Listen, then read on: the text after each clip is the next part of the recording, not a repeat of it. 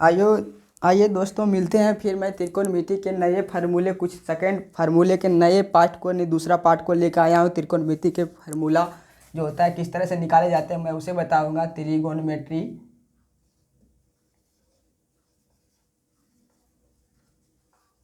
त्रिकोणमेट्री का जो नए फार्मूले होते हैं, दूसरा जो सेकंड वीडियो मैंने फर्स्ट वीडियो में बताया था, त्रिकोणमितीय फंक्शन का मान जो होता है पाई चार्ट में होता है 30 डिग्री, 40 डिग्री, 45 डिग्री का मान जो होता है फर्स्ट पार्ट में मैं उसी को बताया था। इस फार्मूला यानी फार्मूला का सेकंड पार्ट है कि नहीं, आप किस तरह से आप निकालते हैं फार्मूला। इससे क्या होता है साइन थीटा। अब साइन थीटा का मान होता है, साइन थीटा बराबर होता है पी बटा एच। पी बटा एच आपको जब हम बोलते होंगे तो आपका माथा दर्द जरूर करता होगा कि आखिर में ये पी बटा एच है क्या। यानी त्रिकोणमितीय फंक्शन में हम जो है पढ़ते हैं यानी त्रिभुज के बारे में, यानी समकोण त्रिभुज के बारे में अध्ययन किया जाता है। यानी तीन कोणों का माप इस तरह से मान लीजिए कि ये त्रिभुज ए बी सी है, तो आप इसको जो होता है इसको बोलते हैं बेस यानी आधार। क्या आधार, इसको बी से सूचित किया जाता है, होता है B A S E base. इसको बोलते हैं हाइपोटेनस कर्ण, कर्ण को ए से सूचित किया जाता है, इसको बोला जाता है लंब परपेंडिकुलर। क्या लंब, इसे पी से सूचित किया जाता है, क्या पी से। यानी जो होता है साइन थीटा बराबर होता है क्या, अब इसे इस तरह से लिखेंगे, होता है साइन थीटा इजकल टू होता है पी बटा एच। अब P जब हम आपको बोलते हैं तो P का मतलब को, जब मान लीजिए कि ये कोण को अब हम थीटा इंगित किए, क्या इस कोण को अगर थीटा इंगित किए कि ये कोण मेरा थीटा है, तो साइन थीटा का जो मान होगा P बटा एच होगा। लेकिन आप जब इस कोण को इंगित करेंगे तो P का मान यहाँ हो जाता था। क्या, जब इस कोण को इंगित करेंगे तो मैं अगले वीडियो में ज़रूर बताऊँगा। इसे तो जब मैं क्वेश्चन सोल्व करवाऊंगा तो ये कन्फर्म बता दूंगा कि जब क्यों थीटा का यानी पी और बी का मान है। सिंपल समझे कि साइन थीटा का मान होता है पी बटा एच। पी बटा एच का कहने का मतलब हुआ कि सम्मुख भुजा, क्या सम्मुख भुजा और बटा होता है कर्ण। यानी ये फार्मूले ये होते हैं, यानी थीटा के सम्मुख भुजा सामने वाली भुजा बटा कर्ण होता है। सही फार्मूले ये होते हैं, यानी साइन थीटा का मान जो होता है सम्मुख भुजा बटा कर्ण। यानी सम्मुख भुजा के कहने का मतलब इस कोण को अगर थीटा इंगित किए तो इसके सम्मुख भुजा कौन है, तो ये पी है, तो उसको बटे कर्ण, यानी कर्ण का मतलब हुआ एच। यानी साइन थीटा का फार्मूला होता है सम्मुख भुजा बटा कर्ण। इसी प्रकार से होता है कोस थीटा। अब इसी के अपोजिट होता है क्या, कोसेक। पहले हम जानते हैं COSEC, कोसेक थीटा। इसका अपोजिट होता है कर्ण और बटा सम्मुख भुजा। क्या सम्मुख भुजा, कर्ण बटा सम्मुख भुजा। यानी साइन का उल्टा होता है कोसेक, कोसेक का उल्टा होता है साइन, इसीलिए इसका फार्मूला जो होता है उल्टा होता है। उसके बाद आता है कोस थीटा। क्या कोस थीटा, तो कोस थीटा का कहना है कि संलग्न भुजा बटे कर्ण, संलग्न भुजा अब बटा कर्ण। आपको ये समझ में नहीं आएगा संलग्न भुजा क्या कहते हैं। तो एक तो ये कर्ण जो है तो हमें कभी कभी नहीं बदलता, ये कर्ण तो ये है। अब सम्मुख भुजा, थीटा के सामने वाली भुजा को कहते हैं सम्मुख भुजा, यानी यही तो हुआ सम्मुख भुजा। कौन हो गया, थीटा के सामने वाली भुजा को क्या कहते हैं, सम्मुख भुजा। थीटा के सामने वाली भुजा को सम्मुख भुजा। इस कोण को इंगित करेंगे, आप इस कोण को थीटा मांगेंगे तो इसका सामने वाला हो जाएगा सम्मुख। लेकिन हम फिलहाल इस कोण को इंगित किए यानी कोण सी को थीटा माने हैं तो इसका सम्मुख हुआ ये। अब जो सम्मुख भुजा के जो अलावे जो तीसरी भुजा बचती है उसी को कहते हैं संलग्न। संलग्न का मतलब हुआ आधार। यानी साइन थीटा का जो कोस थीटा का मान होता है बी बटा एच होता है, बी बटा एच यानी आधार बटा कर्ण। यानी संलग्न भुजा, हिंदी में बोलते हैं संलग्न भुजा बटा कर्ण। अब कोस के उल्टा होता है सेक थीटा। क्या सेक थीटा, तो सेक जो होता है कोस के उल्टा होता है, तो इसे लिखेंगे कर्ण, यानी इसको उल्टा लिखेंगे एच बटा बी, यानी लिखेंगे कर्ण और बटा संलग्न भुजा। संलग्न भुजा, संलग्न भुजा लिखेंगे। संलग्न भुजा। इसी प्रकार से आते हैं टेन थीटा, क्या, टेन थीटा। टेन थीटा का जो होता है P बटा V, यानी लंब बटा आधार। लंब बटा आधार को मतलब हुआ क्या कि सम्मुख भुजा, क्या, सम्मुख भुजा, सम्मुख भुजा अब बटा होता है संलग्न भुजा, संलग्न भुजा, यानी सम्मुख भुजा बटा संलग्न भुजा होता है टेन थीटा का मान होता है। यानी थीटा को इंगित किया ये तो सम्मुख भुजा ये हुआ, तो ये हुआ नीचे वाला क्या हुआ, संलग्न, संलग्न भुजा। लेकिन आप अगर अब फिर इसी प्रकार से आप जानेंगे यहाँ कोट थीटा, कोट थीटा।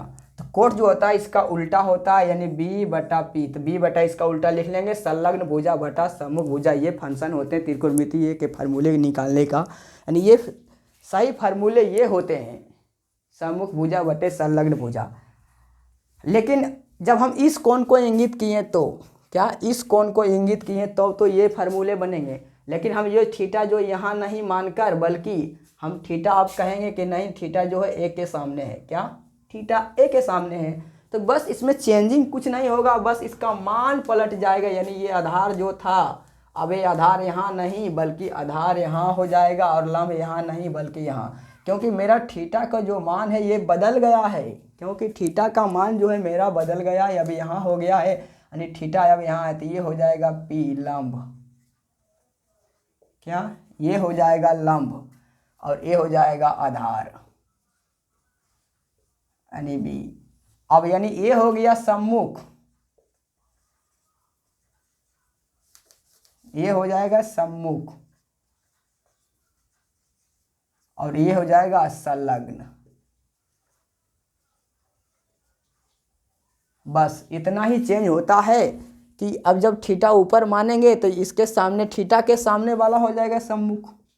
सम्मुख का मतलब हुआ सामने वाली भुजा, तो यानी पी हो गया सम्मुख, अब यहाँ हो जाएगा पी, और ऊपर हो जाएगा बी यानी आधार। पी थोड़ा अच्छा से लिख देते हैं पी। बस इतना ही फार्मूला होते, इसी से संबंधित। इसी में स्टूडेंट का ज़्यादा कन्फ्यूजन चलता रहता है कि कब कौन सा सम्मुख होगा कौन सा संलग्न, यानी पी और बी का मान बदलते रहते हैं। उसका क्वेश्चन मैं अभी नेक्स्ट वीडियो में लेके आऊँगा, उसका क्वेश्चन आप देखेंगे। आप जब ये आपको ये बेसिक चीज़ें पता होगा तो आपको कभी प्रॉब्लम नहीं होगा, कोई भी क्वेश्चन आप उठाएंगे आपको दिक्कत नहीं होगा, क्योंकि क्वेश्चन इस तरह से पूछे जाते हैं कि साइन, जैसे कि मैं एक क्वेश्चन यहाँ पर देता हूँ, जैसे कि साइन सी, आप यहाँ दिया हुआ रहता है P बराबर यहाँ 6 है, और ये दिया हुआ है 8, और ये हुआ है 10। क्वेश्चन इस तरह से पूछे जाते हैं कि साइन सी का मान बताइए। यहाँ थीटा अब हटा दीजिए, अब यहाँ पूछेगा साइन सी बराबर हुआ, इस तरह से पूछे जाते हैं कि साइन सी बराबर हुआ। तो अब यहाँ क्या पूछा है, थीटा के स्थान पर यानी सी को इंगित बोल रहा है, क्या बोल रहा है, सी। तो जो होता है साइन का फार्मूला जो होता है, साइन थीटा का फार्मूला होता है पी बटा एच। तो आप इसे मानेंगे, अब सी को इंगित किया तो इसके सामने वाला भुजा पी, तो पी क्या हो गया 8, यानी 8 अब बटा एच कितना है 10, ये हो गया। लेकिन आपसे यही पूछा जाता कि साइन ए बराबर, तो अब क्या आप पी इसे मानते हैं, नहीं, पी ये हो जाएगा, क्योंकि ए के लिए पूछा है। साइन ए का मान थीटा के स्थान पर क्या है, ए कोण को इंगित किया है, यानी एंगल ए के बारे में पूछ रहा है। साइन ए इजकल टू, तो साइन ए का जो होता है यही फार्मूला होगा, यही पी बटे बी एच। लेकिन यहाँ पी यहाँ कितना, यहाँ 6 होगा। मैं यही चीज़ें आपको बताना चाह रहा था कि यानी कोण के अनुसार ही त्रिकोणमितीय फंक्शन का मान ज्ञात किया जाता है, यानी कौन सा एंगल के बारे में, किस कोण के बारे में पूछा गया है, उसी के अनुसार आप आंसर देंगे, अन्यथा आपका आंसर जो है गलत हो सकता है। क्योंकि पी और बी का मान हमेशा बदलते रहता है। जैसे कि मैंने जब इस कोण को ए को इंगित किया तो पी यहाँ हो गया, और जब सी को इंगित किया तो पी यहाँ कर दिया था। इसे मैं अभी तुरंत समझाया हूँ कि किस तरह से बदल जाते हैं। यानी आप जिस कोण को इंगित करेंगे उसी के अनुसार पी और बी का मान होगा, लेकिन कर्ण हमेशा सेम रहता है। इसी प्रकार से मैं कुछ और क्वेश्चन जैसे बताता हूँ इधर। जैसे अभी पी और बी के मैं इसे क्या चर्चा ही हटा देता हूँ, सम्मुख संलग्न कुछ नहीं, अब सीधे आप क्वेश्चन पर आपको किस तरह से पूछे जाते हैं, जैसे कि मैंने यहाँ लिख दिया, सिर्फ आप समझेंगे कि ये भुजा ABC बराबर, यहाँ मान लीजिए कि यहाँ हुआ 13, यहाँ है 12 और यहाँ है 5। आपको इस तरह से क्वेश्चन पूछे जाएंगे, जैसे कि एक दो क्वेश्चन मैं जब तक आपको करवा लूँ तो आपका जो कॉन्सेप्ट कभी क्लियर नहीं होगा, इसीलिए मैं एक दो क्वेश्चन ज़रूर करवा के देखता हूँ कि आपका कॉन्सेप्ट किस तरह से क्लियर होंगे। जैसे कि मैंने यहाँ लिख दिया, अब जो है मेरे पास ये BC बराबर जो है आधार है 5 है और यह 12 है और यह H जो है कर्ण जो है कितना है, मान लीजिए कि 13 दिया हुआ है। अब अगर आपसे पूछे कि टेन थीटा का फार्मूला क्या होता है, तभी मैंने टेन थीटा का आपको फार्मूला बताया कि P/H होता है। क्या? P/H। लोग क्या करते हैं, जब यहाँ टेन थीटा पूछा तो P/H हुए तो सिंपल रूल से हुआ कि P/H, यहाँ P जो है 12 है, नहीं P/B होता है, P/B, तो यहाँ 12 है और B कितना है 5, आप आंसर दे देंगे कि 5/12। लेकिन आपसे इस तरह से क्वेश्चन नहीं पूछे जाते हैं। अब ये तो पूछा जाता है, इसके साथ साथ इस तरह से पूछे जाते हैं, जैसे कि ये पूछ देगा 10A का मान बताइए। 10A के लिए आप यहाँ इंगित कर दिया कि 10A का लिए बताइए, तो 10A के लिए इसका मान होता है, फिर भी लिखेंगे P/B ही, लेकिन यहाँ P का मान चेंज हो जाएगा क्योंकि A के लिए पूछा है, यहाँ थीटा उटा नहीं पूछा है, साधारण रूप से नहीं पूछा। यहाँ आपको इंगित कर दिया कि कोण A के लिए P बताइए, तो कोण A के सामने वाला हो गया PA, यानी संलग्न सम्मुख भुजा, यानी P हो गया ये, जिस कोण को इंगित किया जाता है, यानी कोण A के सामने वाले को P कहते हैं, यानी ये हो गया 5, और जो शेष बचा ये हो गया B, तब हो गया 5/12, यानी मेरा आंसर ये होता 5/12। A के लिए पूछता तो, लेकिन अगर पूछता 10C तब फिर लिखेंगे P/B, लेकिन सब C के लिए पूछा है तब इसे मिटा देंगे। अब पूछा है कि C के लिए, तो C के लिए जबरी हो गया ये P, यानी 12 और बटा B हो गया अभी ये, यानी 10 में जो है H से मतलब नहीं होता। इसी प्रकार से आप क्वेश्चन, किसी भी क्वेश्चन का आंसर दे सकते हैं कि किस कोण को बारे में आपको पूछा है, किस त्रिकोणमितीय कोण फंक्शन के बारे में पूछा है, उसी तरह से आप आंसर देंगे। जैसे कि आपसे ये पूछ दे कि साइन C बराबर बताइए, तो साइन C का फार्मूला होता है P/H, यानी लंब बटा कर्ण। तो लंब बटा कर्ण हुआ, लेकिन फंक्शन यहाँ क्या पूछा है, यानी यहाँ कोण C पूछा है। क्या? कोण C के बारे में पूछा है, यानी C के लिए हम देखेंगे, तो C के लिए जो होगा P का मान होगा 12। जैसे कि मैंने यहाँ लिख देता हूँ कि P के लिए, यानी कोण C के लिए दो ही कोण के लिए होता है, ये C के लिए लिखेंगे तो P बराबर लिखेंगे 12 और B बराबर 5 और H बराबर 13।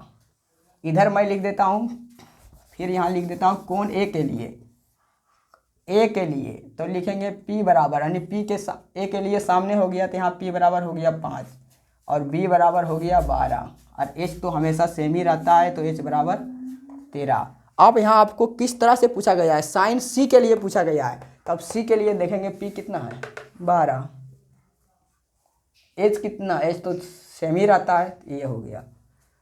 अगर पूछता साइन A के लिए, अब साइन A में देखेंगे A के लिए P कितना है, A के सामने वाला यानी 5 है, A के सामने जो होता है P होता है, तो यानी 5 है, तो यहाँ लिखेंगे साइन, अगर A के मान पूछता तो लिखेंगे 5/13। यानी इस तरह से आप आंसर देंगे तो आपका आंसर कभी गलत नहीं होगा। यानी इसी तरह से एग्जाम में पूछे जाते हैं कि साइन A का मान बताइए, साइन C का मान बताइए। आपसे कभी, ये बहुत कम एग्जाम में पूछे जाते हैं, यानी जो भी 10वां का एग्ज़ाम आप दीजिएगा या तो कोई भी कम्पिटिटिव एग्जाम भी दीजिएगा, तो आप जो इस तरह से नहीं पूछे जाते, इसी तरह पूछा जाता है कि साइन A का मान बताइए, टेन A का मान बताइए, साइन C का मान बताइए, इस तरह से पूछा जाता है। यानी एंगल आपको दिया हुआ रहता है कि किस कोण के लिए पूछा है, इसीलिए P और B का मान जो बदल हो जाता है, इसीलिए बहुत सारे स्टूडेंट इसमें फंस जाते हैं और अक्सर गलती करके आ जाते हैं और अपने आप में बहुत कन्फर्म होते हैं कि हमने तो ये क्वेश्चन सही बनाया, लेकिन वो वास्तव में गलत होता है। ठीक है, मिलते हैं नेक्स्ट अगले वीडियो में, मिलेंगे इसके और कुछ बेसिक के साथ, मिलते हैं नेक्स्ट अगले वीडियो में।